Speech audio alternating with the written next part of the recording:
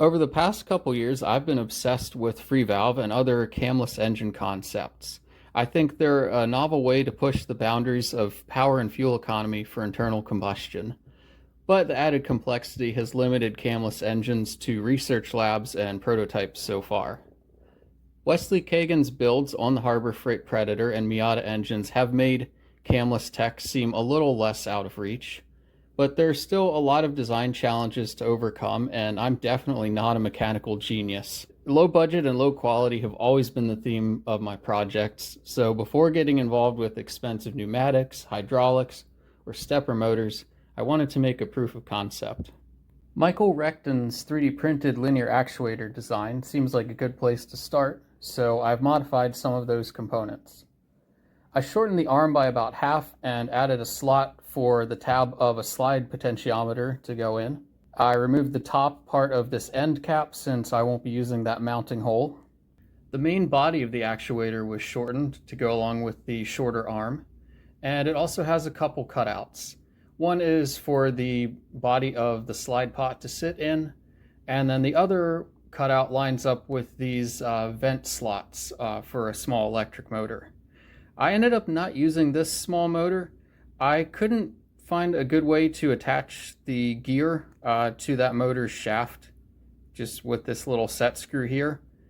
So I ended up using the same low speed, high torque motor that Michael's design used. The part that connects the actuator arm to the valve needs to hold on to the valve as it's being pushed down and pulled up, and it should also allow the exhaust valve to rotate, assuming I ever make something good enough to be tested on a running engine. So I made this piece. I called it the super retainer because it just goes outside of the normal valve retainer, which is still keeping the valve keepers in place. And I also have this spring on the bottom of the super retainer just to test if the linear actuator can provide enough force to push against pressures that would be inside the cylinder. Here's another view of the test bench for this project. It's a 305 small block Chevy cylinder head, just smog era garbage that was on my El Camino.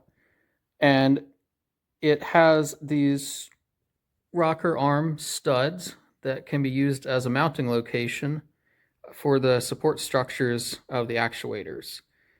I wanted to give each actuator its own support structure. That way, if there's a problem with one actuator, the entire support for all 8 doesn't need to be removed. I also made a hole in each of these support structures so I can pass an extension through in order to torque the rocker arm nuts. And I feel like this whole design right here is why mechanics make fun of engineers. I was feeling really clever about this whole thing, but there was a crucial flaw that I didn't see. And if you haven't guessed what it is already, this next clip will show you. Who would have thought that PLA plastic is pretty weak and likes to break when it tries to push against a spring? Moving on to the electronics, I bought an Arduino starter kit for this project. It includes an Arduino Uno and this project's book. I'm using Project 10 as the basis for this design. It has a 9-volt battery powering a small electric motor, and it also uses an integrated circuit, or H-bridge, to handle the logic behind whether the motor is being powered or not, and which direction the motor is going to spin. Some components that I've added are the slide potentiometer and a rotary encoder.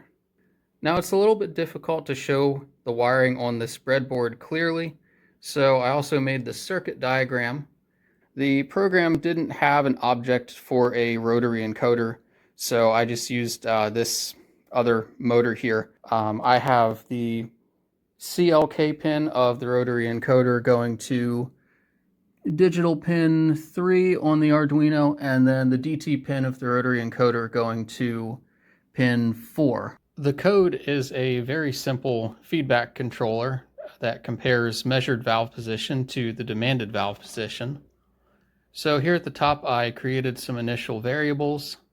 This section of code I got from a channel called Mario's Ideas, It's looking at the outputs from the CLK and DT pins to determine which direction the rotary encoder is rotating, and it tracks how many times the rotary encoder has been rotated clockwise or counterclockwise. We're using the rotary encoder to basically simulate a crankshaft position.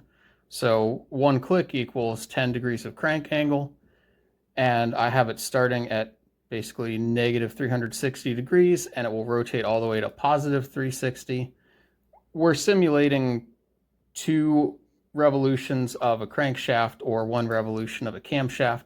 So then I have this counter measurement resetting once we reach positive 360 to basically indicate that we've completed 1 cam revolution, and we're going to reset the counter to the starting position.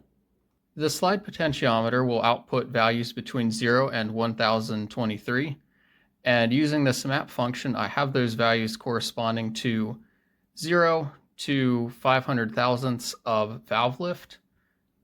So I've created this imaginary cam profile, and 500 thousandths would be the max valve lift. It also has 300 degrees advertised duration and 240 degrees at 50 thousandths. So taking that imaginary cam profile, I have created this series of if statements that will tell what the demanded valve position should be based on what the simulated crank angle is from the rotary encoder. And then I have these serial print commands that will display things like the measured valve position or demanded valve position in the serial monitor. Then finally, these last few logic statements will say that if demanded valve position is different from measured valve position by a certain amount, then the motor will spin clockwise or counterclockwise to move the valve more open or more closed. And then, of course, if we're close enough to demanded valve position, motor is not spinning. Okay, here's a test of everything working together. The slide pot has been secured in the actuator with automotive grade painter's tape. You know, the heavy duty, high quality stuff.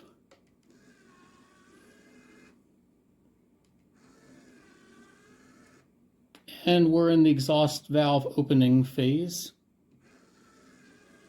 So the actuator arm is slowly moving to meet the demanded valve position. Very exciting, I know, but this is a low speed, high torque motor.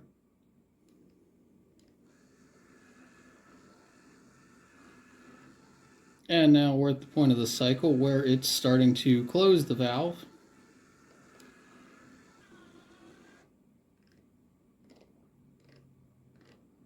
Fully closed now.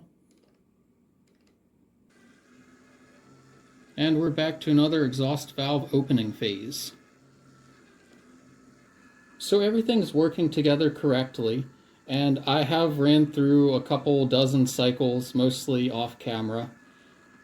I think to call this a successful demonstration, though, it should be moving at speeds that are, you know, faster than a snail's pace, and the breakage with the actuator support structure earlier, that was a bit of a letdown. But I have learned a lot from this version 1 of the design, and I've got some ideas for version 2. Basically, we just need better, faster, stronger hardware, and the control algorithm seems pretty good, at least for basic test purposes. So stay tuned for a video on version 2. Thanks for watching.